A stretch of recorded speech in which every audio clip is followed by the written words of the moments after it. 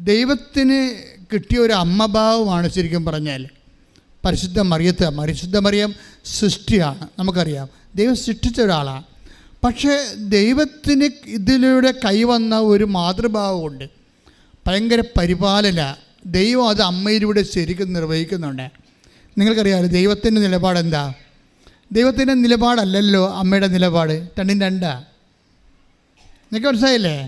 ദൈവത്തിൻ്റെ നിലപാട് ഭയങ്കര ഉയർന്നൊരു നിലപാടാണ്, അമ്മയുടെ നിലപാട് താഴ്ന്ന നിലപാടാണ്. നിൻ്റെ അവസ്ഥയിലേക്ക് താഴ്ന്നു വരൂ.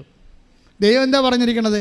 12:29 വായിച്ച്, ലൂക്കാന്റെ സുവിശേഷം. ശ്രദ്ധിക്കട്ടെ. ഹല്ലേലൂയ ഹല്ലേലൂയ ഹല്ലേലൂയ ഹല്ലേലൂയ ഹല്ലേലൂയ. യേശുവേ നന്ദി, യേശുവേ സ്തുതി. ഹല്ലേലൂയ ഹല്ലേലൂയ ഹല്ലേലൂയ ഹല്ലേലൂയ. യേശുവേ സ്തുതി, ആരാധന. ഹല്ലേലൂയ ഹല്ലേലൂയ ഹല്ലേലൂയ. ലൂക്ക 12:29. എന്ത് തിന്നുമെന്നോ എന്ത് തിന്നുമെന്നോ എന്ത് തിന്നുമെന്നോ എന്ത് കുടിക്കുമെന്നോ എന്ത് കുടിക്കുമെന്നോ അന്വേഷിക്കേണ്ട ആകുലചിത്തരാവുകയും വേണ്ട. ഈ ലോകത്തിന്റെ ജനതകളാണ് ഇതെല്ലാം അന്വേഷിക്കുന്നത്. മനസ്സിൽ പിടിച്ചേ. ലൂക്ക 12:29. എന്ത് പറഞ്ഞ? എന്ത് തിന്നുമെന്നോ എന്ത് കുടിക്കുമെന്നോ വിചാരിച്ച് ആകുലചിത്തരാകേണ്ട. ആരാണിത് അന്വേഷിക്കണം എന്നാ പറയണത്? ഈ ലോകത്തിന്റെ സന്തതികളാണ് ഇതൊക്കെ അന്വേഷിക്കണം. അപ്പോൾ ഇതെല്ലാം ക്രിസ്തുവിൻ്റെ നിലപാട് കണ്ട, ദൈവികമായ നിലപാട്, ഉയർന്ന നിലപാടാണ്. ഈ നിലപാടുള്ള ആളിൻ്റെ അടുത്ത് എന്നിട്ടാണ് പറയണത് അവർക്ക് വീഞ്ഞില്ലെന്ന്. മനസ്സിലായില്ലേ? ഈ നിലപാട് എന്താണ്? എന്ത് തിന്നുമെന്നോ എന്ത് കുടിക്കുമെന്നോ ചിന്തിച്ച് ആകുലപ്പെടേണ്ട. പിന്നെ ആരാണത് അന്വേഷിക്കണത്? ഈ ലോകത്തിൻ്റെ സന്തതികളാണ്. അപ്പോൾ എന്താണ്? അമ്മ ഈ ലോകത്തിൻ്റെ സന്തതിയായിട്ട് താന്നുകൊണ്ടാണ് നമുക്ക് വേണ്ടി അഡ്വക്കേറ്റ് ചെയ്യണത്. അത് മനസ്സിലായില്ലേ? അതായത് നിങ്ങളിത് കൃത്യമായിട്ട് മനസ്സിലാക്കണം. ദൈവികമായൊരു നിലവാരമെന്ന് പറയുന്നത് ദൈവത്തിൻ്റെ നിലപാട്. ഞാനിപ്പോൾ ഒരു അമ്മയില്ലായിരുന്നെങ്കിൽ ശരിക്കും പറഞ്ഞാൽ ക്രിസ്തീയത ജീവിതത്തിൻ്റെ സമ്മർദ്ദങ്ങളോട് മുഖം തിരിച്ച് നിൽക്കേണ്ടി വന്നേനാ. പറഞ്ഞ മനസ്സിലായില്ലേ? കാര്യം എന്താണ്? എന്ത് കുടിക്കുമെന്നോ എന്ത് തിന്നുമെന്നോ വിചാരിച്ചുകൊണ്ട് നിങ്ങൾ ആകുലചിത്തരാകേണ്ട. ലോകത്തിൻ്റെ സന്തതികളാണ് ഇതെല്ലാം അന്വേഷിക്കുന്നത്. ആ എന്ത് കുടിക്കുമെന്ന് പോലും ആകുലചിത്തരാകേണ്ട എന്ന് പറയുന്ന ആ ദൈവത്തിൻ്റെ മുഖത്ത് നോക്കിയിട്ടാണ് അവർക്ക് വീഞ്ഞില്ല എന്ന് പറയണത്. മനസ്സിലായ? അപ്പോൾ രണ്ട് വിഷയമാണ് ഇദ്ദേഹത്തെ ബ്രാൻഡഡ് ആകണത്. അതായത് ദൈവത്തിൻ്റെ നിലപാടിൽ എന്ത് കുടിക്കുമെന്ന് എപ്പോഴും ആകുലപ്പെട്ടുകൊണ്ടിരിക്കുന്ന ആൾക്കാർ, എന്ത് ഭക്ഷിക്കുമെന്ന് ആകുലപ്പെട്ടുകൊണ്ടിരിക്കുന്ന ആൾക്കാർ ഒന്ന് ഉത്കണ്ഠാകുലരായതുകൊണ്ട് തന്നെ അവർ ലോകത്തിൻ്റെ സന്താനങ്ങളാണ്. അവർക്ക് വിശ്വാസമില്ല എന്നാണ് എൻ്റെ അർത്ഥം. ഇതാണ് ദൈവത്തിൻ്റെ മൈൻഡ് സെറ്റ്. ഈ ദൈവത്തിൻ്റെ മൈൻഡ് സെറ്റിനെ കൗൺട്രാക്ട് ചെയ്തുകൊണ്ടാണ് അമ്മ നമ്മുടെ കണ്ണുനീരെ കർത്താവിൻ്റെ തിരുസന്നിധിയിൽ സമർപ്പിക്കുന്നത്. ഇതാണ് അമ്മ. ശ്രുതിക്കട്ടെ. ഹല്ലേലൂയ ഹല്ലേലൂയ ഹല്ലേലൂയ ഹല്ലേലൂയ. അമ്മയെ തന്നതിന് നന്ദി പറയുന്നു. ഹല്ലേലൂയ. നിങ്ങളെപ്പോഴും കേൾക്കുന്നവർ മനസ്സിലാക്കണം എന്നറിയാവോ? അതായത് കേൾക്കുന്ന വിചാരിക്കും കുടിച്ചും തിന്നൊക്കെ അമ്മയുടെ കൂടെ കഴിയാവില്ല. അതല്ല അമ്മയുടെ ഉദ്ദേശം. അമ്മയുടെ മനസ്സിൽ പറയും ഇത് ഇൻട്രൊഡ്യൂസ് ചെയ്യേണ്ട സമയമാണ്. ആരെ? ഈശോനെ. നിങ്ങൾക്ക് ഒരു അടയാളം സംഭവിക്കുമ്പോൾ എന്താണ് ദൈവം ചെയ്യണത്?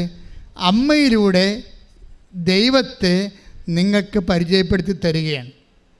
മനസ്സിലായില്ലേ? അമ്മ ഒരു കൈച്ചൂണ്ടിയാണ്. ഇതാണ് വഴി, ഇതിലേ പോയാൽ ക്രിസ്തുവിനെ കണ്ടെത്താം. അതാണ് അമ്മ. കൈയിട്ടിച്ച് കർത്താവ് എടുത്തു കഴിഞ്ഞപ്പോൾ ആൻസിയോട് പറഞ്ഞു, ഇപ്പം ആങ്ങളുടെ കല്യാണം നടന്നല്ലോ. അപ്പം ആൻസി വളരെ അഭിഷിക്തയായിട്ട് നിൽക്കുകയാണ്. ആൻസിയോട് ആരോ പറഞ്ഞ്, കൂട്ടുകാരത്തി പറഞ്ഞു, ആൻസി നീ IELTS എഴുതണില്ലേ എന്ന് ചോദിച്ചു. അപ്പോൾ എന്തുമാത്രം ഗ്യാപ്പാണെന്ന് നോക്കിയേ. 12 കൊല്ലമായി ഗ്യാപ്പ്. 2012 നഴ്സിംഗ് പാസ് ഔട്ട് ചെയ്ത ആളാണ്. ജീവിതം തീർന്ന്. ഇപ്പോൾ ആരാണ്ട് വന്ന് ചോദിക്കുകയാണ്. എന്താ ചോദിക്കണേ? കൂട്ടുകാർ ചോദിക്കുകയാണ്, ആൻസി IELTS എഴുതണുണ്ടോ? അപ്പം അങ്ങനെ ഒരു ചിന്ത പോലും ഇല്ല, അങ്ങനെ ഒരു ആലോചന പോലും ഇല്ല. ആ ഫീൽഡ് വിട്ടതാണ്, ആ ഫയൽ ക്ലോസ് ചെയ്തതാണ്. ഓർക്കുക, കൃപാസന മാതാവ് നിൻ്റെ ഓപ്പൺ ചെയ്ത് എല്ലാം ക്ലോസ് ചെയ്ത ഫയൽ പിടിപ്പിക്കും. കാര്യം തന്നെ അവർ അഹ്റോൻ്റെ പുത്രിയാണ്. അഹ്റോൻ്റെ നമുക്കറിയാമല്ലോ, ഒരു പച്ചത്തിരി ഇതിനകത്തുണ്ടല്ലോ ഇല്ലേ, ഉടമ്പടിയിൽ ഒരു പച്ചത്തിരിയുണ്ട്. അതെന്താണ്? പ്രളയം കഴിഞ്ഞു എന്ന് നിന്നോട് പറയുകയാണ്. പച്ചത്തിരി നിനക്ക് തരുമ്പോൾ എന്താണ് കൃപാസനം അമ്മ നിന്നോട് പറയണത്? മകനെ നിൻ്റെ ജീവിതത്തിൽ പ്രളയം കഴിഞ്ഞു. ബൈബിളിൽ പ്രളയം കഴിയുമ്പോഴല്ലേ, കര തെളിയുമ്പോഴല്ലേ ഒരുവിൻ്റെ കൊമ്പും കൊത്തിക്കൊണ്ട് പ്രാവ് വരണത്. അത് പച്ച നിറമാണ്. കൈയിടിച്ച് കർത്താസലല്ലേ. ഞങ്ങളുടെ വരണ്ട കമ്പുകളെ തളിർപ്പിക്കുന്ന അവിടുത്തെ സ്നേഹത്തിന് നന്ദി പറയുന്നു. അമ്മയോട് പറഞ്ഞു, അമ്മേ, ആൾക്കാരൊക്കെ പിള്ളേരൊക്കെ എന്നെ IELTS വിളിക്കുന്നുണ്ട്, പക്ഷേ എനിക്ക് വയസ്സ് 35. അവിടെ പോയിരിക്കുമ്പോൾ എനിക്ക് ചമ്മലാണ്. അവിടെ 20 വയസ്സുകാരാണ് ഇരിക്കണത്. ക്ലാസ്സിൽ 20 വയസ്സുകാരാണ് ഇരിക്കണത്. എനിക്ക് വയസ്സ് 35. അവരാണെങ്കിൽ 20 വയസ്സുകാരുടെ ഇപ്പോഴത്തെ അവസ്ഥ അറിയാമല്ല, ഭയങ്കര ക്യാച്ചിങ്ങാണ്. അവർ നല്ല ഇംഗ്ലീഷ് മീഡിയം സ്കൂളിൽ പഠിച്ചിട്ടല്ലേ എപ്പോഴാന്നാണ് അവർ സായിപ്പിനെ പോലെ ഇംഗ്ലീഷ് പറയണത്. ഇവിടെ കുറേ വർഷം കഴിഞ്ഞ് ഗ്യാപ്പ് വിട്ട് ടച്ച് വിട്ട് പോയിരിക്കുകയാണ്. അപ്പോൾ വളരെ പുറകിലാളായത് കാരണം മുമ്പിൽ കൊണ്ടുവരാൻ, മുമ്പിൽ ഇവരുടെ കൂടെ കോമ്പീറ്റ് ചെയ്യാൻ കോൺഫിഡൻസ് ഇല്ല. പക്ഷേ മദർ കോൺഫിഡൻസ് കൊടുക്കും. ഉടമ്പടിയോട് കൂടി ഉടമ്പടി നിങ്ങൾക്ക് കോൺഫിഡൻസ് തരും. അമ്മ ഇവളുടെ കോൺഫിഡൻസ് കൊടുത്ത് പറയും, നീ അവളുടെ കൂടെ ഒന്ന് എളിമപ്പെട്ടാൽ മതി, വേറെ പ്രശ്നമൊന്നുമില്ല. നീ അവരെ കൊച്ചുപോലെ അവർ 70 വയസ്സുകാരാണ്, നീ 35 പറഞ്ഞുകൊണ്ട് നീ ചമ്മരുത്. അതിൻ്റെ അഹങ്കാരമാണ്. നീ എളിമപ്പെടണം. എളിമപ്പെട്ടിട്ട് അവിടെ കൂടെ പോയിരിക്കണം. ബാക്കിയുള്ളത് ചെയ്യണതാരാ? ഞാനാ. അപ്പോൾ നിങ്ങൾക്ക് എപ്പോഴും ചിന്തിക്കേണ്ട കാര്യം, നിങ്ങളോട് ചെയ്യാൻ പറഞ്ഞാൽ ചെയ്താൽ മതി. അതിൻ്റെ ഫലം ആരുടെ കയ്യിലാണ് ഉള്ളത്? ദൈവത്തിൻ്റെ കയ്യിലാണ്. ഇതൊരു വിശ്വാസത്തിൻ്റെ യാത്രയാണ്. നിങ്ങളോട് അപ്പോൾ ഞാൻ അത് മനസ്സിലാക്കിയിട്ട് അവിടെ 20 വയസ്സുകാരുടെ കൂടെ ഇരുന്ന് പോയി പഠിക്കുക മാത്രമില്ല, പഠിച്ചിട്ട് ഫസ്റ്റ് അറ്റംപ്റ്റിൽ തന്നെ അവൾ പാസ്സായി. ശ്രദ്ധിക്കട്ടെ. ഹല്ലേലൂയ. അമ്മ നമ്മുടെ ജീവിതമാണ് നോക്കുന്നത്. മനസ്സിലായില്ലേ? നിൻ്റെ ജീവിതം, നിൻ്റെ അവസ്ഥ, നിൻ്റെ കണ്ണ് നിറയുന്നുണ്ടോ? നിൻ്റെ കൺകോളിൽ ഒളിച്ചിരിക്കുന്ന കണ്ണുനീര് കാണുന്ന അമ്മയുടെ സൗഹൃദമാണ് നമുക്ക് ഉടമ്പടി നൽകണത്. അതുകൊണ്ടാണ് എൻ്റെ മക്കളോട് ഞാൻ പറയുന്നത്, നിങ്ങൾ അമ്മയെപ്പോലെ വിശ്വാസത്തിലും പ്രത്യാശയിലും ദൈവസ്നേഹത്തിലും ഉടമ്പടിയിൽ അങ്ങ് മുഴുകണം. അങ്ങനെ മുഴുകിയ ദൈവം ഓൺലൈനാണ്. ആൻസി പരീക്ഷയൊക്കെ പാസ്സാക്കി കഴിഞ്ഞിട്ട് എൻ്റെ അടുത്ത് വരും. ഇവിടെ എല്ലാവരും പ്രാർത്ഥിക്കുമല്ലോ, IELTSകാരെയും വിസ വരാത്തവരെയും ഓഫർ ലെറ്റർ വന്നവരെയും പൈസ കൊടുത്തവരെയും പ്രതിസന്ധിയിലായവരെയും എല്ലാവരെയും നേരത്തെ പ്രാർത്ഥിക്കുക. ഇപ്പം ആൻസി പറയണത്, ആൻസിയുടെ തലയെ കൈ വെച്ചിട്ട് ഞാൻ ഇവരുടെ പാസ്പോർട്ട് കൊണ്ട് അമ്മയെടുത്ത് കൊടുക്കും. പാസ്പോർട്ട് കൊടുക്കുമ്പോൾ അമ്മ 4 എന്ന് എന്നോട് പറയും. അപ്പം ഞാൻ ഇവിടെ വന്നിട്ട് പറയും, ആൻസി 4:14 അമ്മ പറയുന്നുണ്ട്. അപ്പോൾ കുഴപ്പമുള്ള കേസല്ലേ ഇത്, നീ വെയിറ്റ് ചെയ്യാൻ പറഞ്ഞു പ്രാർത്ഥിച്ച്. 4:14 എന്ന് അമ്മ പറയുന്നുണ്ട്. അപ്പോഴത് അവളത് അമ്മ പറയണത് വിശ്വസിച്ചു. നമുക്കറിയാം, ഇവിടെ വെക്കുമ്പോൾ നമുക്ക് മനസ്സിൽ കർത്താവ് എനിക്കൊരു ബോധ്യം തരും. അപ്പം ഞാനത് അവരോട് പാസ് ചെയ്യും. അപ്പം 4:14 അമ്മ പറയുന്നുണ്ട്, വെയിറ്റ് ചെയ്യാൻ പറയും. അപ്പോൾ എന്താ വെച്ചാൽ പൊട്ടക്കേസല്ലേ ഇത്, നിങ്ങൾക്ക് വെയിറ്റ് ചെയ്യാം.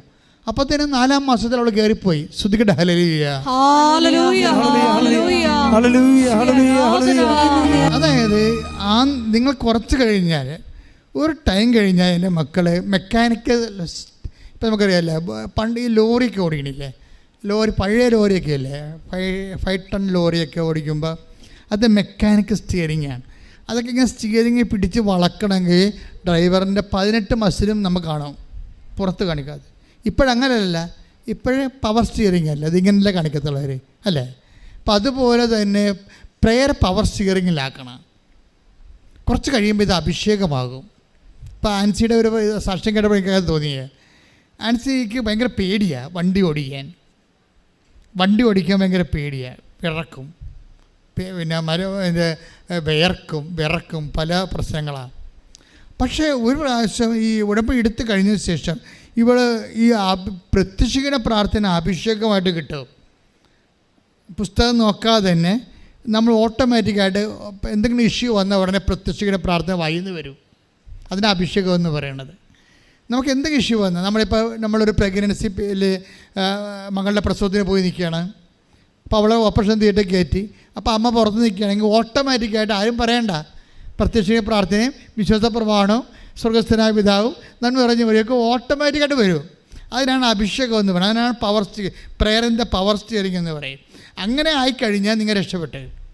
ഇപ്പോൾ ഇവളെ സംബന്ധിച്ചിടത്തോളം ഇവളെ പറയണത്, ഞാൻ ഇത്രയും പേടിച്ച് വേർത്തും ഭയപ്പെട്ടുമൊക്കെയാണ് ഞാൻ വണ്ടി എടുത്തുകൊണ്ടിരുന്നത്. പക്ഷേ ഞാൻ ഇപ്പോഴേ വണ്ടിയെ താക്കോൽ ഇട്ട് തിരിക്കുമ്പോൾ തന്നെ എൻ്റെ മനസ്സിൽ അറിയാതെ ഞാൻ പ്രത്യക്ഷ പ്രാർത്ഥന ചൊല്ലിക്കൊണ്ടിരിക്കുകയായിരിക്കും. പക്ഷേ ഞാനത് കുറച്ച് ഞാൻ മനസ്സിലാക്കണത് ഞാൻ പ്രത്യക്ഷ പ്രാർത്ഥന ചൊല്ലിക്കൊണ്ടിരിക്കുകയായിരിക്കുമല്ല എന്ന്. അപ്പോൾ ഭയമെല്ലാം പോയി. പ്രയർ അഭിഷേകമായി കഴിഞ്ഞാൽ ഭയം പോകും. ഭയത്തെ കളയാൻ ഏറ്റവും നല്ല കാര്യം. ഇപ്പോൾ എന്ത് വിഷയമായാലും നിങ്ങളിത് അഭിഷേകമായി ഒന്ന് പ്രാർത്ഥിച്ചേ. കർത്താവ് ദൈവമേ, പ്രത്യക്ഷീകരണ പ്രാർത്ഥനയും അനുബന്ധ പ്രാർത്ഥനകളും അഭിഷേകമാകാൻ എന്നെ ആശീർവദിക്കണമേ. ശ്രദ്ധിക്കട്ടെ. ഹല്ലേലൂയ, ഹല്ലേലൂയ, ഹല്ലേലൂയ, ഹല്ലേലൂയ, ഹല്ലേലൂയ, ഹല്ലേലൂയ, ഹല്ലേലൂയ, ഹല്ലേലൂയ, ഹല്ലേലൂയ, ഹല്ലേലൂയ. ഉടമ്പടി 1, 2 ഒക്കെ പുതുക്കി വരില്ലേ? ഇപ്പോൾ ഉടമ്പടി സിൽവർ ഗ്രേ നിങ്ങൾ കണ്ടോ? 10-12 പേർക്ക് ഇഷ്യൂ ചെയ്തിട്ടുണ്ട് ഉടമ്പടി സിൽവർ ഗ്രേ. എന്നുവെച്ചാൽ 4-ാം കൊല്ലം ഉടമ്പടിയിൽ ജീവിക്കുന്നവരെയാണ് സിൽവർ ഗ്രേ വരണം ഫസ്റ്റ്. അപ്പോൾ അവരെ സംബന്ധിച്ചിടത്തോളം ഉടമ്പടി ജീവിത രീതിയാകും. ചിലപ്പോൾ 1,00,000 പേർ ഉടമ്പടി എടുത്താൽ ചിലപ്പോൾ 10 പേരൊക്കെ ആ മേഖല വരത്തുള്ളായിരിക്കും. ഇനി കൂടുതൽ വരാൻ സാധ്യതയുണ്ട്. കാര്യം ആൾക്കാർ ഒത്തിരി പേര് ഉടമ്പടി ജീവിത രീതി പോലെ എടുക്കുന്നുണ്ട്. കാര്യം അത് കൗതാശികമായിട്ട് ആൾക്കാരെ ശക്തിപ്പെടുത്തും, സഭയുമായിട്ട് ശക്തിപ്പെടുത്തും. അവൻ ഏത് സഭയിലാണ് വിശ്വസിക്കണം ആ സഭയിൽ അവനെ ശക്തിപ്പെടുത്തും. അങ്ങനെ കൃത്യതയോടുകൂടി ദൈവത്തിൻ്റെ കൂടെ സഞ്ചരിക്കുന്നത് ഏറ്റവും ഇഷ്ട കാര്യങ്ങളിൽ. അതായത് നമ്മൾക്ക് ഇന്ന കാര്യമൊന്നുമല്ല, എന്ത് കാര്യവും നമുക്ക് കമ്മ്യൂണിക്കബിളാണ്. ഒരു മരിയ സ്പിരിച്വാലിറ്റി ഫോളോ ചെയ്യുമ്പോൾ ഉണ്ടാകുന്ന ഗുണവതാണ്. അമ്മയ്ക്കൊന്നും നിസ്സാര ചെറിയ കാര്യങ്ങളല്ല. അമ്മ സന്തോഷിക്കണമൊക്കെ വലിയ കാര്യത്തിലായിരിക്കും, ചെറിയ കാര്യത്തിൽ സന്തോഷിക്കത്തില്ല. പക്ഷെ എന്നൊക്കെയല്ല, അതായത് അമ്മ സന്തോഷിക്കണതൊക്കെ വലിയ കാര്യത്തിലാണ് സന്തോഷിക്കണത്. ചെറിയ കാര്യത്തിൽ നിങ്ങളും അതുപോലെ ഇരിക്കണം, ഞാനും അതുപോലെ ഇരിക്കണം. ചെറിയ കാര്യത്തിൽ ഇപ്പോൾ നമുക്കറിയാമല്ലോ. ഇപ്പോൾ ലൂക്കായുടെ സുവിശേഷം 1:49 എടുത്തേ. ലൂക്ക 1:49. ശക്തനായവൻ എനിക്ക് വലിയ കാര്യങ്ങൾ ചെയ്തിരിക്കുന്നു. ഒന്നേറ്റ് പറഞ്ഞേ, ശക്തനായവൻ എനിക്ക് വലിയ കാര്യങ്ങൾ ചെയ്തിരിക്കുന്നു. അപ്പൊ ശക്തനായ എനിക്ക് വലിയ കാര്യങ്ങൾ ചെയ്തിരിക്കണം എന്ന് പറയുമ്പോഴേ അത് അതിൻ്റെ ഫീൽ എന്താണ്? സന്തോഷമാണ്. സന്തോഷത്തിലാണ് ഇത് പറയണത്. സന്തോഷത്തിൻ്റെ അടിസ്ഥാനം എന്താണ്? ലൂക്ക 1:47 എടുത്തേ. ലൂക്ക 1:47. എന്റെ ചിത്തം എന്റെ രക്ഷകനായ ദൈവത്തിൽ ആനന്ദിക്കുന്നു. അപ്പൊ അമ്മയുടെ ആനന്ദം എപ്പോഴും ക്രിസ്തുവിൻ്റെ അടിസ്ഥാനത്തിലാണ്. മനസ്സിലായില്ലേ? ശരീരത്തിൻ്റെ അടിസ്ഥാനത്തിലല്ല. ഒരു വിശ്വാസിയുടെ ആനന്ദം എപ്പോഴും ക്രിസ്തുവിൻ്റെ അടിസ്ഥാനത്തിലായിരിക്കണം. കാര്യം ക്രിസ്തുവിന് മഹത്വം ഉണ്ട്, നമുക്ക് ആനന്ദമുണ്ടാകും. ചിലപ്പോൾ നമ്മുടെ കാര്യത്തിൽ താമസിച്ചു പോയാലും, നമ്മുടെ രോഗം സുഖപ്പെടാതെ താമസിച്ചാലും, അതുവഴി നമ്മുടെ വിശ്വാസം വളർന്ന് ക്രിസ്തുവിന് മഹത്വം ഉണ്ടായി നമുക്കെന്താ ഉണ്ടാകണം? ആനന്ദം ഉണ്ടാകണം. ഞാൻ പറഞ്ഞ മനസ്സിലായില്ലേ? അതായത് അമ്മയുടെ ആനന്ദം എങ്ങനെയാണ്? വലിയ കാര്യങ്ങളിലാണ് അമ്മ ആനന്ദിക്കണത്. ആ ആനന്ദത്തിന് അപ്പം അതിൻ്റെ അർത്ഥം എന്താണ്? ചെറിയ കാര്യങ്ങളിൽ ആനന്ദത്തിന് കാരണമില്ല, അത് നിസ്സാരമായിട്ട് കരുതും. അതിൻ്റെ ഗുണം എന്താണെന്നറിയാമോ? വലിയ കാര്യങ്ങളിലാണ് ആനന്ദിക്കണമെന്നുണ്ടെങ്കിൽ സൈക്കോളജിക്കലി സ്പീക്കിംഗ് ആ വ്യക്തി വലിയ കാര്യങ്ങളിൽ ദുഃഖം ഉണ്ടാകത്തുള്ളവർക്ക് ചെറിയ കാര്യങ്ങളിൽ ദുഃഖം ഉണ്ടാകത്തില്ല. പിടിയിട്ടില്ലേ? വെരി സിമ്പിളാണ്. അമ്മയിൽ നിന്ന് കുറച്ച് പഠിക്കാനുണ്ട് നമുക്ക്. ഇപ്പം അമ്മയുടെ ഇപ്പം ലൂക്ക 1:49 എന്താ പറയണത്? ലൂക്ക 1:49 ശക്തനായവൻ എനിക്ക് വലിയ കാര്യങ്ങൾ ചെയ്തിരിക്കുന്നു. ഒന്ന് പറഞ്ഞു, ശക്തനായവൻ എനിക്ക് വലിയ കാര്യങ്ങൾ ചെയ്തിരിക്കുന്നു. ആനന്ദത്തോടെ അത് പറയുന്നതിന്റെ അടിസ്ഥാനം എന്താണ്? ലൂക്ക 1:47 എന്താണ്? എന്റെ ചിത്തം എന്റെ രക്ഷകനായ ദൈവത്തിൽ ആനന്ദിക്കുന്നു. എന്റെ ചിത്തം പറഞ്ഞേ, എന്റെ ചിത്തം എന്റെ രക്ഷകനായ ദൈവത്തിൽ ആനന്ദിക്കുന്നു. അപ്പോഴേ അമ്മയുടെ ആനന്ദത്തിന്റെ അടിസ്ഥാനം രക്ഷകനായ ദൈവമാണ്. രക്ഷകനായ ദൈവം ആരാണ്? ക്രിസ്തുവാണ്. ക്രിസ്തുവിലുള്ള ആനന്ദമാണ് എല്ലാ വിഷയത്തിൻ്റെ ആനന്ദമായാലും ദുഃഖമായാലും അമ്മയുടെ ആത്മീയതയുടെ അടിസ്ഥാനം ക്രിസ്തുവാണ്. അപ്പോൾ ക്രിസ്തുവിൽ മാത്രം ആനന്ദിക്കുന്ന കാരണം വലിയ കാര്യങ്ങൾ മാത്രമേ അമ്മയെ സന്തോഷിപ്പിക്കാൻ പറ്റത്തുള്ളൂ. ദാറ്റ് മീൻസ് ചെറിയ കാര്യങ്ങളിൽ അമ്മയ്ക്ക് സന്തോഷം അത്ര കണ്ട് പ്രാധാന്യം ഇല്ല എന്നുണ്ടെങ്കിൽ അതുപോലെ തന്നെ എനിക്ക് അമ്മയുടെ ദുഃഖത്തിൻ്റെ നിലവാരവും. ചെറിയ കാര്യങ്ങളൊന്നും ദുഃഖിക്കത്തില്ല. നിങ്ങളിങ്ങനെ ആവശ്യമില്ലാതൊക്കെ മോങ്ങിക്കൊണ്ട് നടക്കുന്നതിൻ്റെ അർത്ഥം. ക്രിസ്തീയ ജീവിതം അങ്ങനെയാണ്, മനസ്സിലായില്ലേ? പട്ടിമോങ്ങണ പോലെ കാണണം എല്ലാത്തും. ഇപ്പോൾ ഒരു പെണ്ണ് നേരത്തെ പറഞ്ഞ് എൻ്റെ മകള് ലൈൻ അടിച്ചവൻ്റെ കൂടെ പോയെന്ന് പറഞ്ഞു. ഞാൻ പറഞ്ഞു നല്ല കാര്യമെന്ന്. എന്താ കാര്യം? നിനക്കിന് ഇപ്പം എൻ്റെ അവന് ചെറുക്ക കിടക്കേണ്ട ആവശ്യമില്ല ഉണ്ടാ? ഇല്ല, തീർന്നു. ആ പ്രശ്നം തീർന്നു. എല്ലാ പ്രശ്നവും തിരികണം നിനക്ക്. ഞാൻ പറഞ്ഞ് മക്കളെ പറഞ്ഞ് വിടരുത് കേട്ടാ. എന്താ ഇവളെ എല്ലാത്തിനും മോങ്ങണ പാർട്ടിയാണ്. ഞാൻ പറഞ്ഞു നിൻ്റെ ഭർത്താവ് വെള്ളം അടിച്ചെന്നും പറഞ്ഞു നീ എൻ്റെ അടുത്ത് മോങ്ങിയില്ലേ കുറേ നാളായിട്ട്? ശരി, അപ്പോൾ വെള്ളമോട് നിർത്തിയാ? ഇപ്പം ഇല്ല. മോങ്ങൽ നിർത്തിയാ? ഇല്ല. എന്നാ പിന്നെ എന്താ മോങ്ങണത്? പറഞ്ഞ മനസ്സിലായില്ലേ? അതായത് നിങ്ങളിങ്ങനെ ഓരോ കാര്യത്തിനും കരയാൻ തുടങ്ങിയ മരണം വരെ കരയേണ്ടി വരും. കരയേണ്ടെന്ന് തീരുമാനിച്ച ക്രിസ്തുവിലെ പറഞ്ഞേ, ഞാൻ ക്രിസ്തുവിൽ തീരുമാനിക്കുന്നു. ഇനി ഇതുപോലുള്ള കാര്യങ്ങൾക്ക് ഞാൻ കരയത്തില്ല. ക്രിസ്തു കൈമോശം വന്നാൽ മാത്രമേ ഞാൻ വലിയ വിഷമം പരിശുദ്ധ അമ്മയെ പോലെ പ്രകടിപ്പിക്കത്തുള്ളൂ. ആത്മാവേ പരിശുദ്ധാത്മാവേ സുവിശേഷത്തിന്റെ പക്വതയിലേക്ക് പരിശുദ്ധ അമ്മ പ്രകടിപ്പിച്ച ജീവിത സമീപനത്തിലേക്ക് ഉടമ്പടിയിലൂടെ എന്നെ ഉയർത്തണമേ. ഇവിടെ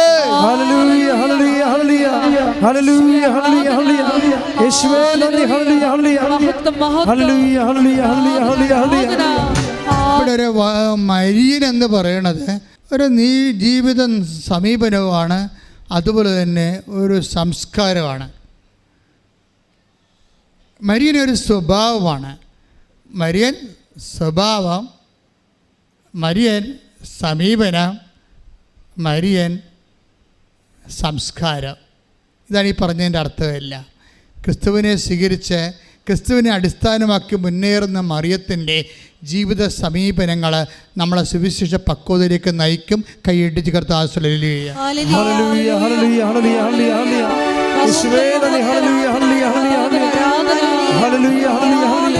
ദൈവസ്നേഹത്തോടെ ജീവിതത്തെ സുവിശേഷ വിഹിതമായി സമീപിച്ചുകൊണ്ട് ഈടുള്ള വിശ്വാസിയായി മാറുമ്പോൾ ആണ് അഭിഷേകം നമുക്ക് ലഭിക്കണത്. ദൈവമായിട്ട് ഓൺലൈനായി കഴിഞ്ഞാൽ പിന്നെ അഭിഷേകം തുടങ്ങും. അഭിഷേകം ആദ്യം അറിവായിട്ട് നമുക്ക് വരണത്. അറിവിൻ്റെ ആത്മജ്ഞാനം പ്രാപിക്കുമ്പോഴാണ്, അറിവിൽ ഒരു ഇന്ദ്രിയം കൂടി കയറുമ്പോൾ ആത്മാവിൻ്റെ ഇപ്പം അന്ധക്കരണം, അന്തർനേത്രം, അന്തർജ്ഞാനം എന്നൊക്കെ പറയത്തില്ലേ. അപ്പം ആന്തരിക മനുഷ്യൻ്റെ അവയവങ്ങൾ ദൈവത്തെ അറിയുന്ന സംവേദന ക്ഷമതയുള്ള സംവിധാനങ്ങൾ കൂടി അതിനകത്ത് പങ്കെടുക്കുമ്പോൾ ഈ അറിവൊക്കെ അഭിഷേകമായിട്ട് മാറും. അഭിഷേകമായി മാറിയാൽ എന്താ ഗുണം?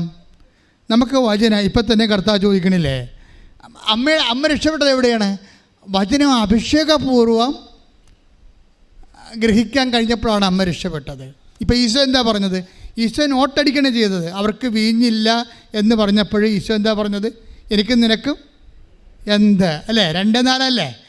അത് നിങ്ങൾ അമ്മയുടെ അടുത്ത് നെഗറ്റീവാണ് പറഞ്ഞിരിക്കണത്. പക്ഷെ അമ്മ അതിൻ്റെ അകത്ത് അഭിഷേകമുള്ളത് കൊണ്ടാണ് അത് പോസിറ്റീവായിട്ട് തിരിച്ചറിഞ്ഞത്. എന്താണ് ഇപ്പം ഈശോയോട് എന്താ പറഞ്ഞത്? 2:4 യോഹന്നാന്റെ സുവിശേഷം, അവർക്ക് വീഞ്ഞില്ല. അപ്പോൾ ഈശോ എന്താ തിരിച്ചു പറയണത്? അതിനെനിക്കും നിനക്കും എന്ത്?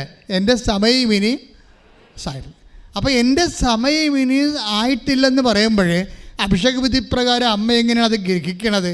അപ്പോൾ സമയം കഴിഞ്ഞിട്ടില്ല എന്നാ. മനസ്സിലായില്ലേ? അനുഗ്രഹത്തിൻ്റെ സമയം കഴിഞ്ഞിട്ടില്ല, ആയിട്ടില്ലെന്ന് പറയുമ്പോൾ ഈശോയും ഏതാണ്ട് ഇതേ രീതിയിലാണ് നിങ്ങൾ സുവിശേഷം വായിക്കണമെന്ന് ആഗ്രഹിക്കണത്. കർത്താവ് പറഞ്ഞു, നിയമത്തിൽ എന്ത് എഴുതിയിരിക്കുന്നു നീ അതെങ്ങനെ വായിക്കുന്ന. രണ്ട് വിഷയമാണ്. നിയമത്തിൽ എന്ത് എഴുതിയിരിക്കുന്നു, ഞങ്ങളൊക്കെ സെമിനാരി പഠിക്കുമ്പോൾ എഴുതിയിരിക്കുന്ന കാര്യത്തിന് ഇവർ ബുദ്ധി കൊണ്ട് ആലോചിച്ച് അതിൻ്റെ സിക്സിൻ ലേബൺ, പിന്നെ അതിൻ്റെ ജീവിത സാഹചര്യം, അതിൻ്റെ ഹെർമനറ്റിക്സ്, അതിൻ്റെ എറ്റിമോളജി, അവൻ്റെ ജിയോഗ്രഫി, ഇങ്ങനെ കുറേ കാര്യം. ഒന്നും ആവശ്യമില്ല, പല കാര്യവും ആവശ്യമില്ലാത്തതാണ്. കാര്യം അതിനകത്ത് ക്രിസ്തുവിനെ അറിയാൻ ഇതൊന്നും ആവശ്യമില്ല. പക്ഷേ ഞങ്ങൾക്ക് പഠിക്കാതെ നിവർത്തിയില്ല, അതുകൊണ്ട് ഞങ്ങൾ പഠിച്ചു. പക്ഷേ അത് പോട്ടെ, ഞാൻ എന്നെ കുറ്റപ്പെടുത്തുന്നില്ല. അതൊരു സ്കോളാസ്റ്റിക് അക്കാഡമിക് ലെവലാണ്. എൻ്റെ അക്കാഡമിക് ലെവലിനെക്കുറിച്ചല്ല ഞാൻ സംസാരിക്കുന്നത്. ഇതിൻ്റെ വചനത്തിൻ്റെ അഭിഷേക ലെവലുണ്ട്, അത് വേറെയാണ്. അത് നമ്മൾ ദൈവസ്നേഹത്താൽ കർത്താവിന് വേണ്ടി ജീവിക്കാൻ തീരുമാനിക്കുമ്പോൾ നിങ്ങളുടെ ജീവിതം, സുവിശേഷ ജീവിതം, സാക്ഷ്യ ജീവിതം ദൈവം അംഗീകരിക്കുമ്പോൾ ദൈവം നിങ്ങൾക്ക് തരുന്ന ബോധ്യമാണ് അഭിഷേകമായിട്ട് മാറണത്. അതാണ് ഈശോ ചോദിക്കുന്നത്. 12:26 ലൂക്കാന്റെ സുവിശേഷം 10:26. അവൻ ചോദിച്ചു നിയമത്തിൽ എന്ത് എഴുതിയിരിക്കുന്നു? നിത്യജീവൻ പ്രാപിക്കാൻ. ചോദ്യം ഇതാണ്. അവൻ ചോദിച്ചത് എന്താണ്? നിത്യജീവൻ പ്രാപിക്കാൻ ഞാൻ എന്ത് ചെയ്യണം? അപ്പൊ അതിന് ഈശോ ചോദിച്ചത് എന്താണ്? തിരിച്ച് അവൻ ചോദിച്ചു നിയമത്തിൽ എന്ത് എഴുതിയിരിക്കുന്നു? നീ എന്തു വായിക്കുന്നു? അത് പ്രസക്തമല്ല. അത് ശരിക്കും പറഞ്ഞാൽ നിയമത്തിൽ എന്ത് എഴുതിയിരിക്കുന്നു ചോദിക്കുമ്പോൾ ക്ലിയർ. നീ എന്ത് വായിക്കുന്നു എന്ന് പറയണത്, നിയമത്തിൽ എന്ത് എഴുതിയാലും വചനം നമുക്കറിയാവില്ല. ആകാശം ഭൂമിയും കടന്നു പോയാലും ഞാൻ പറഞ്ഞ വചനങ്ങൾക്ക് മാറ്റമുണ്ടാവത്തില്ല. എല്ലാ മനുഷ്യ ജീവിത സാഹചര്യവും ഒന്നല്ല.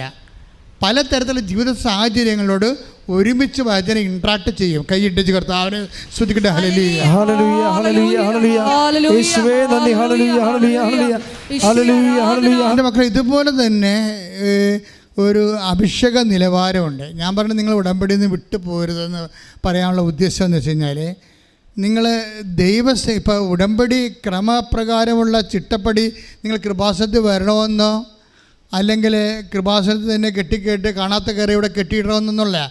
നിങ്ങളുടെ മനസ്സിൽ നിങ്ങൾ ഉടമ്പടി വന്നില്ലെങ്കിലും ഇവിടെ ഈ ഉടമ്പടിയുടെ ലൈഫിൻ്റെ കാലം കഴിഞ്ഞാലും നിങ്ങളെ ഹൃദയത്തിൽ ഇത് ഫോളോ ചെയ്തുകൊണ്ട് പോകണം. അതാണ് ഞാൻ ഉദ്ദേശിക്കുന്നത്. ദൈവസ്നേഹത്തോടെ. കാര്യം വളരെ പക്വതയുള്ള മാതൃകാപരമായ സത്യസന്ധമായ ദൈവം അംഗീകരിക്കുന്ന 10,000ങ്ങളുടെ അനുഭവ സാക്ഷ്യങ്ങളുള്ള, നമുക്കറിയാവില്ല, വിശ്വാസത്തിൻ്റെ കഴിഞ്ഞ ദിവസങ്ങളിൽ നമ്മുടെ PSCയുടെ ഒരു ചെയർമാൻ ഉണ്ടായിരുന്നല്ലേ ഇവിടെ, രാധാകൃഷ്ണൻ സാർ അല്ലേ? രാധാകൃഷ്ണൻ സാർ ഇപ്പോൾ ഇവിടെ ഒരു ഭയങ്കര വിവാദം നടന്നുകൊണ്ടിരിക്കുകയല്ലേ? ഷംസീർ ഒരു വിവാദം ഉണ്ടാക്കി. നിങ്ങൾ പത്രം വായിക്കുന്നുണ്ടോ? എന്താ വിവാദം? എന്താണ്? ഗണപതി പ്ലാസ്റ്റിക് സർജറി ചെയ്തതെന്നും പറഞ്ഞ് അങ്ങനെ ഉണ്ടാക്കിയതാണെന്ന് പറയാം. അദ്ദേഹത്തിനകത്ത് പറയേണ്ട ആവശ്യമൊന്നും ഇല്ല ശരിക്കും പറഞ്ഞാൽ. കാരണം അദ്ദേഹത്തിൻ്റെ മതത്തെ നല്ല ശരിക്കും ഉയർത്തി പറയുന്ന ആളാണ്. അപ്പോൾ മറ്റുള്ളവരെ താഴ്ത്തി പറയേണ്ട കാര്യമില്ല. പക്ഷേ താഴ്ത്തി പറഞ്ഞാണെന്ന് ഞാൻ കരുതണില്ല. എന്താ കാര്യത്തിന്? അദ്ദേഹവും ഞാനുമായിട്ടൊരു മീറ്റിംഗ് ഉണ്ടായിരുന്നു കഴിഞ്ഞ ഒരു മാസം മുമ്പ്, അദ്ദേഹം അധ്യക്ഷനായിട്ട്. അപ്പോൾ അദ്ദേഹം അന്ന് ഉദ്ഘാടനമായിട്ട്. അപ്പോൾ അന്ന് ഷംസീർ പറഞ്ഞത്, ബഹുമാനപ്പെട്ട സ്പീക്കർ പറഞ്ഞത് മുഴുവനും ശാസ്ത്ര കാര്യങ്ങളാണ് പറഞ്ഞത്. AI കുറിച്ചാണ് പറഞ്ഞത്. അപ്പോൾ അവളുടെ നേച്ചറാണത്. എല്ലാ സ്ഥലങ്ങളിലും പോയി കുഞ്ഞുങ്ങളിലും ശാസ്ത്രീയ ബോധം ഉണ്ടാക്കാൻ വേണ്ടി പുള്ളി സംസാരിക്കും. പുള്ളി എവിടെ സംസാരിച്ചാലും ശാസ്ത്രത്തിൻ്റെ ഒരു പങ്ക് അതിനകത്ത് ഉണ്ടാകും. ആ രീതിയിൽ പറഞ്ഞു പോയതാണ് സംഭവം. അല്ല പുള്ളി മോശം ഉദ്ദേശിച്ച് ഏതെങ്കിലും ഒരു മതത്തെ ഉപദ്രവിക്കണമെന്ന കാര്യത്തിൽ കൂടി പറഞ്ഞതല്ല. പുള്ളി അങ്ങനെ ശാസ്ത്രീയമായിട്ടാണ് കാര്യങ്ങളൊക്കെ അവതരിപ്പിക്കേണ്ട രീതിയാണത്. പക്ഷേ എന്താ പറ്റിപ്പോയെന്ന് വെച്ച് കഴിഞ്ഞാൽ, പുള്ളിക്കാരൻ ഒരു നല്ല അദ്ദേഹത്തിൻ്റെ മതത്തിൽ സുന്ദരമായിട്ട് വിശ്വസിക്കുന്ന ആളാണ്. അപ്പം മറ്റുള്ളവരുടെ മതത്തിന് അങ്ങനെ സംസാരിക്കുമ്പോൾ ഈ സാധനം തന്നെ പ്രധാനമന്ത്രി പണ്ട് പറഞ്ഞിട്ടുണ്ട് സെമിനാറിൽ. Same thing. അന്ന് ആർക്കും പ്രശ്നം ഉണ്ടായിരുന്നില്ല. കാര്യം സ്വന്തം വീട്ടിലുള്ള ഒരു അമ്മയൊക്കെ പറഞ്ഞാലും മക്കളെ തല്ലിയാലും മക്കൾക്ക് പ്രശ്നമുണ്ടോ? ഇല്ല. അതാണ് പ്രശ്നം. അപ്പോൾ ഇത് പറയുമ്പോൾ ഉത്തരവാദിത്തപ്പെട്ട സ്ഥലത്തിരിക്കണവർ സൂക്ഷിക്കേണ്ടതാണ്.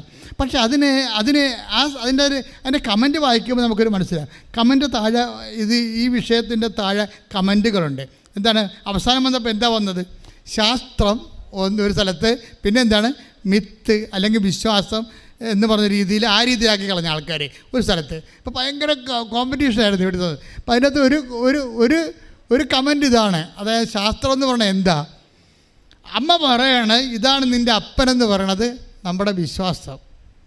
അതാണ് വിശ്വാസം എന്ന് പറയണത്. അമ്മ പറയണത് ഇതാണ് നിൻ്റെ അപ്പൻ. ഞാൻ കുഞ്ഞുനാൾ പോലെ അപ്പനെന്ന് വിശ്വസിച്ച് പോവുകയാണ്. അതാണ് എൻ്റെ വിശ്വാസം. പക്ഷേ എനിക്കൊരു സംശയം തോന്നിയപ്പോൾ ഞാൻ DNA ടെസ്റ്റിന് പോയി. അപ്പോൾ എനിക്ക് മനസ്സിലായി ഇത് അപ്പനല്ലെന്ന്. അത് ശാസ്ത്രം കമൻറ്റ് നമ്മൾ, അതായത് ഈ മനുഷ്യൻ കേരളം ഒത്തിരി സാക്ഷരത വളർന്നു. അപ്പോൾ എല്ലാ വിഷയങ്ങൾക്കും ആൾക്കാർക്ക് റെസ്പോണ്ട് ചെയ്യാൻ പറ്റും. അപ്പോൾ ഞാൻ വിചാരിച്ചത് എന്താ, അപ്പോൾ ഞാനിത് കമൻറ്റ് നോക്കിയപ്പോൾ അമ്മ പറഞ്ഞത് വിശ്വാസം, DNA ടെസ്റ്റ് നടത്തിയപ്പോൾ അല്ലെന്ന് തെളിഞ്ഞത് ശാസ്ത്രം. അപ്പോൾ ഞാൻ ഇവിടെ ഒരു വിഷയം വരാൻ പോണത്, DNA ടെസ്റ്റ് നടത്താൻ ആഗ്രഹമുള്ള ആർക്കാണ്? അപ്പനെ സംശയമുള്ള ആൾക്കാരല്ലേ? നമുക്ക് സൃഷ്ടിച്ച ദൈവമാണെന്നൊരു സംശയവും നമുക്കില്ലല്ലോ, ഇല്ലേ? അപ്പനെ സംശയമുള്ള ആൾക്കാർ DNA ടെസ്റ്റ് നടത്തും. യുക്തി കൊണ്ട് കാര്യങ്ങളെ കാണാൻ പോകുന്ന ആൾക്കാർ ദൈവത്തിൻ്റെ കാര്യത്തിൽ പോലും ശാസ്ത്രം ഉപയോഗിക്കും. ദൈവം ശാസ്ത്രത്തിൻ്റെ പരിധി വരുന്ന സബ്ജക്റ്റ് അല്ല. ദൈവം ശാസ്ത്രത്തിൻ്റെ പരിധി വരുന്ന സബ്ജക്റ്റ് അല്ല. എന്താ കാര്യം വെച്ച് കഴിഞ്ഞാൽ ദൈവം വിശ്വാസത്തിൻ്റെ പരിധി വരുന്ന സബ്ജക്റ്റാണ്. അതുകൊണ്ട് രാധാകൃഷ്ണൻ പറഞ്ഞിരിക്കുന്നത്, രാധാകൃഷ്ണൻ സാറ് PhD ചെയർമാനാണ്, വിശ്വാസികളുടെ അടിസ്ഥാനം എന്താണ്? അനുഭവങ്ങളാണെന്ന്. അനുഭവങ്ങളാണ് ഈ ഓരോ മതത്തെയും നിലനിർത്തുന്നതും അതിനെ ഉയർത്തുന്നതുമെല്ലാം ആ വിശ്വാസികളുടെ അനുഭവങ്ങളാണ്. അനുഭവങ്ങൾ സംസാരിച്ചോളും. ഇപ്പോൾ കത്തോലിക്ക സഭയുടെ നിലപാടെന്താണ്? അനുഭവമാണെങ്കിൽ പോലും അത് ശാസ്ത്രീയമായിരിക്കണമെന്നാണ്. അതാണ് സഭ, അതാണ് കൃപാസനം ഹോൾഡ് ചെയ്യുന്നത്. അതാണ് അതുകൊണ്ടാണ് ഞാൻ നമ്മുടെ കൃപാസനത്തിൻ്റെ അനുഭവമാണെങ്കിൽ പോലും അത് ശാസ്ത്രീയമായിരിക്കണം. അതുകൊണ്ട് നമ്മുടെ ഡിസ്ക്ലൈമർ നോക്കിയാൽ മതി. നിങ്ങൾ കൃപാസനം 10 താഴെ ഒരു അറിയിപ്പുണ്ട്. നിങ്ങളിവിടെ സാക്ഷ്യം പറഞ്ഞാൽ അത് തെളിയിക്കാനുള്ള ഉത്തരവാദിത്തം സാക്ഷ്യം പറയുന്ന ആളിനാണ്. ദാറ്റ് മീൻസ് എന്താണ്? അത് എവിഡൻസ് എന്ന് പറയും. നമുക്കറിയാമല്ലോ, അതായത് ഒരു വിഷയത്തിന് അതിൻ്റെ ഇപ്പോൾ ഉദാഹരണം എന്താണ്? അനുമാനം നമ്മളെല്ലാവരും അനുമാനത്തിൽ എത്തിച്ചേരുകയാണ്. അനുമാനം എന്ന് പറയും, ഇൻഫറൻസ് എന്ന് പറയും. ഇപ്പോൾ നമുക്കറിയാം നമ്മുടെ വിശ്വാസത്തിൽ പോലും ഈ സാക്ഷ്യത്തിൽ പോലും ഉള്ള എന്താ വർക്ക് ചെയ്യണത്? അനുമാനങ്ങളാണ് വർക്ക് ചെയ്യണത്. ചില ആൾക്കാർക്ക് തൊട്ടനുഭവമുണ്ട്, ചില ആൾക്കാർക്ക് കണ്ടനുഭവങ്ങളുണ്ട്. അവരോടത് മാറാൻ പറഞ്ഞാൽ മാറുക. പെടൽ പോയാലും അവർ നിൽക്കും, ഇല്ലേ? മണിപ്പൂർ പെടൽ ചെത്തിയെടുത്തിട്ട് ആ കാട്ടിക്കിടന്ന് അലരിയ പറഞ്ഞ കണ്ടല്ലേ? അതാണ് വിശ്വാസം. അതിനെ തൊടാൻ പറ്റുമോ? നിങ്ങളുടെ തോക്കിനോ നിങ്ങളുടെ വാളിനോ ഒരു വിശ്വാസിയുടെ നെഞ്ചത്തിട്ട് ഒന്നും ചെയ്യാനില്ല. ഈ ശരീരം കുത്തിക്കയറാൻ തരും. അപ്പോഴാണ് ഈശോ പറഞ്ഞത്, destroy this temple, I will rebuild in 3 days. അതാണ് വിശ്വാസം. ഈശോ തന്നെ പറഞ്ഞില്ലേ, നീ ദേവാലയം നശിപ്പിക്കുക, തൻ്റെ ശരീരത്തെക്കുറിച്ച് ഞാൻ അത് 3 ദിവസം കൊണ്ട് പുനരുദ്ധരിക്കാം. അപ്പോൾ ആ വിശ്വാസം എന്ന് പറയണത് പുനരുദ്ധാനത്തിൻ്റെതാണ്. ഏത് തകർച്ച ചെയ്യുന്നു അവൻ പുനരുദ്ധരിച്ച് വരും. ഏത് തകർച്ച ചെയ്യുന്നു. ഇപ്പോൾ മണിപ്പൂരെ സംബന്ധിച്ചിടത്തോളം വളഞ്ഞു വെച്ച് ആക്രമിക്കുന്നു. ഇപ്പോൾ തന്നെ അവിടുത്തെ ബിഷപ്പ് പറയുന്ന എതിരായിട്ടാണ് കർദിനാൾ പറയണത്. കർദിനാൾ ഓൾസോൾഡ് പറയുന്നത് അത് വർഗീയ വംശ സമരമാണെന്ന് പറയും. അവിടുത്തെ ബിഷപ്പ് പറയും അങ്ങനെയല്ല, വിശ്വാസികളെ വളഞ്ഞു വെച്ച് ഉപദ്രവിക്കുന്നുണ്ടെന്ന് പറയും. ഇപ്പം നമ്മൾ ആരെയും വിശ്വസിക്കേണ്ടത് ശരിക്കും പറഞ്ഞാൽ? ഇപ്പം ഇതുപോലെ കൺഫ്യൂഷൻസ് ഉണ്ടാക്കി വരുന്നുണ്ട്. പക്ഷേ എന്ത് കൺഫ്യൂഷൻസ് ഉണ്ടായാലും കർത്താവ് കൺഫ്യൂഷൻ ഇല്ലാത്തൊരു കാര്യം പറഞ്ഞിട്ടുണ്ട്, ലോകത്തിൽ നിങ്ങൾക്ക് ഞെരുക്കങ്ങളുണ്ടാകും, ഇല്ലേ? എങ്കിലും ധൈര്യമായിരിക്കുവിൻ, ഞാൻ ലോകത്തെ കീഴടക്കിയിരിക്കുന്നു. വിശ്വാസിയെ സംബന്ധിച്ചിടത്തോളം യേശു ക്രിസ്തു ജീവനെ പുനരുദ്ധരിച്ചവനാണെങ്കിൽ അവൻ്റെ പുനരുദ്ധാനത്തെ വിശ്വസിച്ചുകൊണ്ട് കോടിക്കണക്കിന് മനുഷ്യരെ ഇന്ന് വരെ ജീവിച്ച് വന്നിരിക്കുന്നത് വിശ്വാസത്തിൻ്റെ കൂടെ അവൻ ജീവിക്കുന്നത് കൊണ്ടാണ്. അതുകൊണ്ട് ഈശോ പറഞ്ഞു, I will be with you unto the last. അന്ത്യം വരെ ഞാൻ നിങ്ങളുടെ കൂടെ ഉണ്ടാകും. അത് കാട്ടിലാണെങ്കിൽ കാട്ടിൽ, മലയടിവാരത്തിലാണ് മലയടിവാരത്തിൽ, കടലിൽ. I will not in any way disown you. ഞാൻ നിന്നെ ഒരു കാലത്തും നിന്നെ പുറന്തള്ളുകയില്ല. എൻ്റെ സഹോദരങ്ങൾ എന്നെ ശ്രദ്ധിക്കണം. നിങ്ങൾക്കിവിടെ പാല്, അതുപോലെ തന്നെ കഞ്ഞ്, റോയൽറ്റീസ്, വസ്തു വിൽപ്പന, ജോലി, വീട്, വിവാഹം എന്നും നിങ്ങളിതെല്ലാം കിട്ടുമ്പോൾ ഇതാണ് ക്രിസ്തുവെന്ന് നിങ്ങൾ ധരിക്കരുത്. ഇതെല്ലാം ക്രിസ്തുവിൻ്റെ നിങ്ങളുടെ സ്നേഹമാണ്. പക്ഷെ നിങ്ങൾക്ക് ക്രിസ്തുവിനോട് സ്നേഹം ഉണ്ടെങ്കിൽ അത് ഇതിലല്ല തീർക്കേണ്ടത്. അത് നിങ്ങൾ ക്രിസ്തുവിന് വേണ്ടി നിത്യതയെ സ്നേഹിച്ചുകൊണ്ട് ക്രിസ്തുവിന് വേണ്ടി ജീവിക്കാൻ തീരുമാനിച്ചുകൊണ്ടാണ്. ശ്രുതികട്ടെ, ഹല്ലേലൂയ, ഹല്ലേലൂയ, ഹല്ലേലൂയ, ഹല്ലേലൂയ, ഹല്ലേലൂയ. യേശുവേ നന്ദി, ഹല്ലേലൂയ, ഹല്ലേലൂയ. അപ്പുറത്ത് ഹല്ലേലൂയ, ഹല്ലേലൂയ, നിന്നെ ലക്ഷ്യമിച്ച് ജീവിക്കുവാൻ ഹല്ലേലൂയ, ഹല്ലേലൂയ, ഹല്ലേലൂയ. ഞങ്ങളെ ഓരോരുത്തരെയും ഹല്ലേലൂയ, ഹല്ലേലൂയ. പ്രിയപ്പെട്ടവരെ,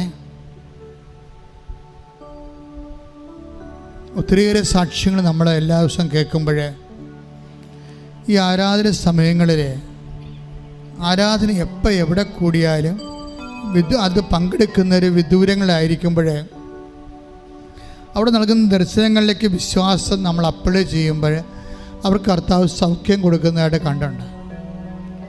അപ്പോൾ ഈ ആരാധനയെ കാണുന്ന പോലെ ഒരു പടമല്ല ശരിക്കും പറഞ്ഞാൽ.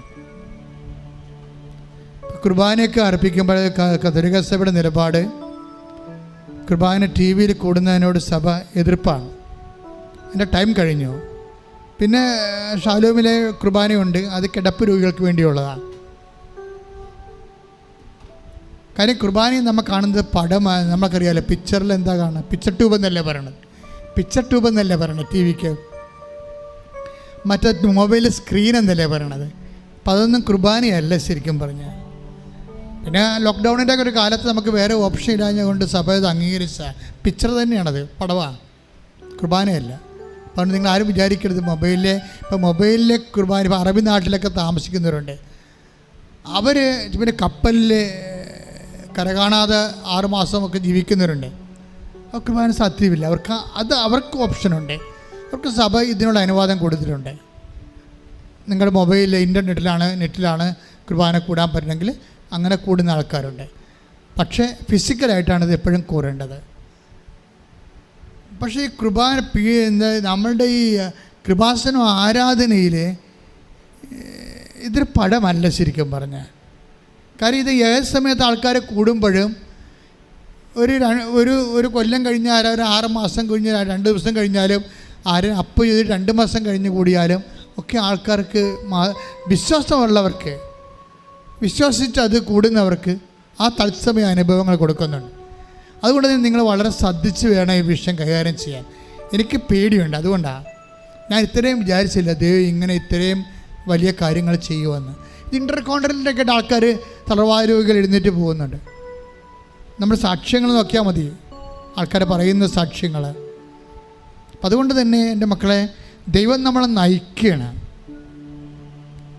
ഈ മരിയൻ എന്ന് പറയുന്നത് വല്ലാത്ത ഒരു മാധ്യസ്ഥമാണ്. നമുക്കിപ്പോൾ കാനായിലെ കല്യാണത്തിന് ഇപ്പോൾ ഇന്ന് വ്യാഖ്യാനിച്ചപ്പോൾ പരിശുദ്ധാന പറഞ്ഞില്ലേ, എന്താണ് സമയമായില്ല എന്ന് പറയുമ്പോൾ അമ്മ അത് അഭിഷേകത്തെ വ്യാഖ്യാനിക്കണത് എന്താണ്, സമയം കഴിഞ്ഞിട്ടില്ല എന്നാണ്. അതാണ് സമയം കഴിഞ്ഞിട്ടില്ല, ക്രിസ്തുവിൻ്റെ മഹത്വത്തിൻ്റെ സമയം കഴിഞ്ഞിട്ടില്ല. അപ്പം അതിൻ്റെ ഏത് സമയത്തും അവിടെ നമുക്ക് ഫെയ്ത്ത് ഇൻവെസ്റ്റ് ചെയ്യാൻ പറ്റും. അത് വല്ലാത്ത ഇന്ന് വെളുപ്പിനാണ് ഇതിനെക്കുറിച്ച് അമ്മ എന്നോട് സംസാരിച്ചത്. സമയം കഴിഞ്ഞിട്ടില്ല എന്നാണ് അമ്മ അത് മനസ്സിലാക്കിയെന്ന്. അപ്പം അമ്മ ആ ഭാഗം എടുത്തു. പിന്നെ സമയം കഴിഞ്ഞിട്ടില്ലെങ്കിൽ പിന്നെ എന്നാ കുഴപ്പം, ഏത് സമയത്ത് വേണമെങ്കിലും അമ്മയ്ക്ക് ആപ്ലിക്കേഷൻ പ്ലേസപ്പ് ചെയ്യാൻ പറ്റും.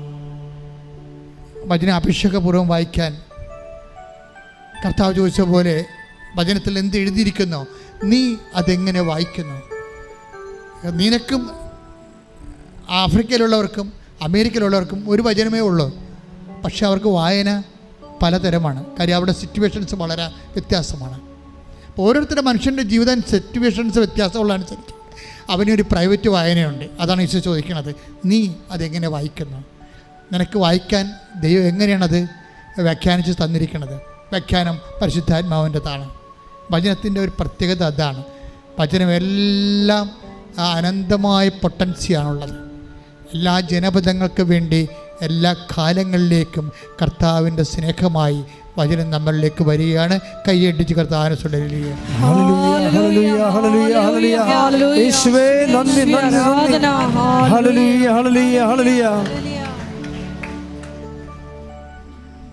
അച്ഛൻ പ്രാർത്ഥിച്ചുകൊണ്ടിരിക്കുമ്പോൾ എൻ്റെ മക്കളെ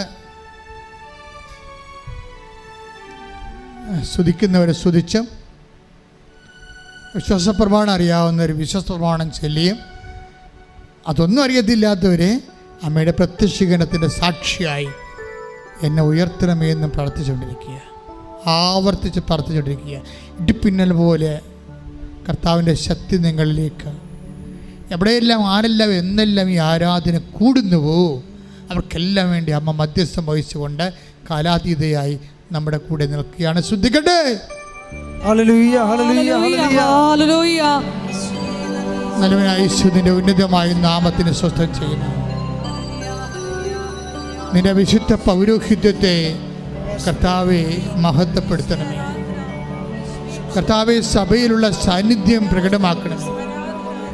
കുഞ്ഞു കാര്യങ്ങളെപ്പോലും ഓർത്ത് അവിടെ കണ്ണുനീരിൻ്റെ കാരണങ്ങൾ കണ്ടെത്തുന്ന ദൈവമേ, അവൻ വിധവയുടെ ഏക മകനാണെന്ന് തിരിച്ചറിഞ്ഞ ഒറ്റ കാരണത്താൽ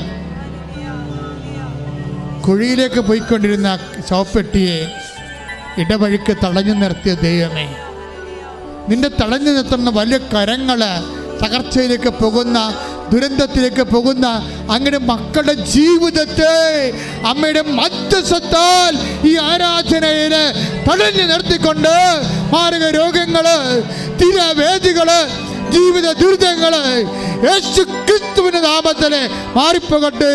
ശ്രദ്ധിക്കട്ടെ.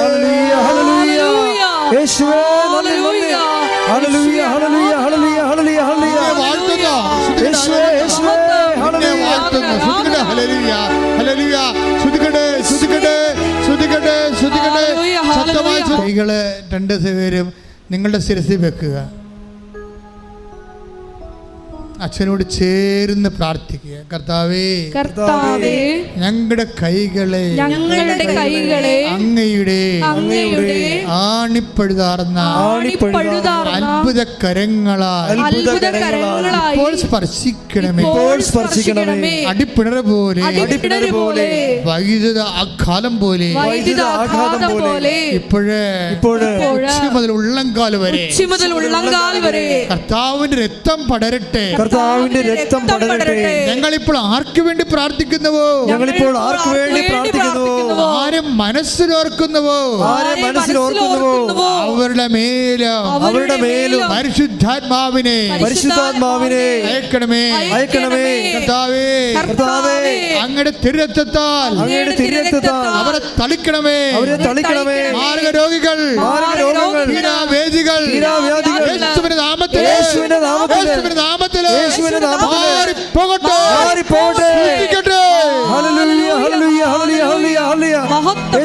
നിങ്ങൾ പ്രാർത്ഥിക്കുമ്പോഴേ ഞാൻ നിങ്ങളോടുള്ള സ്നേഹത്തിലാണ് പ്രാർത്ഥിക്കുന്നത്, അല്ലാതെ ഇങ്ങനെ ഒരു ഫങ്ഷൻ പോലെ ചെയ്യുകയല്ല. I must know that you are healed. എനിക്ക് നിർബന്ധമാണ് നിങ്ങൾ ഇവിടുന്ന് കർത്താവ് നിങ്ങളെ തൊട്ടിട്ട് പോകണമെന്ന്. എനിക്ക് നിർബന്ധമാണ്. ഇവിടെ ഈ എവിടെയെല്ലാം എന്തെല്ലാം എപ്പോഴെല്ലാം ഈ ധനം കൂടിയാലും they must feel Jesus. അവർ കർത്താവിനെ തൊടണം, കർത്താവ് അവരെ തൊടണം. ഞാൻ സത്യം പറഞ്ഞാൽ പലപ്പോഴും ഓർക്കും, കർത്താവ് ഞാൻ നിന്നെ വിടത്തില്ലെന്ന് പറയും. എന്താ കാര്യം? നീ ഞങ്ങൾക്ക് വേണ്ടി രക്തം ചിന്തിയവനാ. അപ്പോൾ നീ ഞങ്ങൾക്ക് വേണ്ടി, പരപിതാവ് നിന്നെ മുഴുവനായി ഞങ്ങൾക്ക് വേണ്ടി ചെലവഴിച്ചതാണ്. അപ്പം നീ ഞങ്ങളുടെ സ്വന്തമാണ്. അതുകൊണ്ട് തന്നെ ഇഹത്തിലായാലും പരത്തിലായാലും നീയാണ് ഞങ്ങളുടെ അവകാശം, നീയാണ് ഞങ്ങളുടെ ഓഹരി. ശ്രദ്ധിക്കട്ടെ.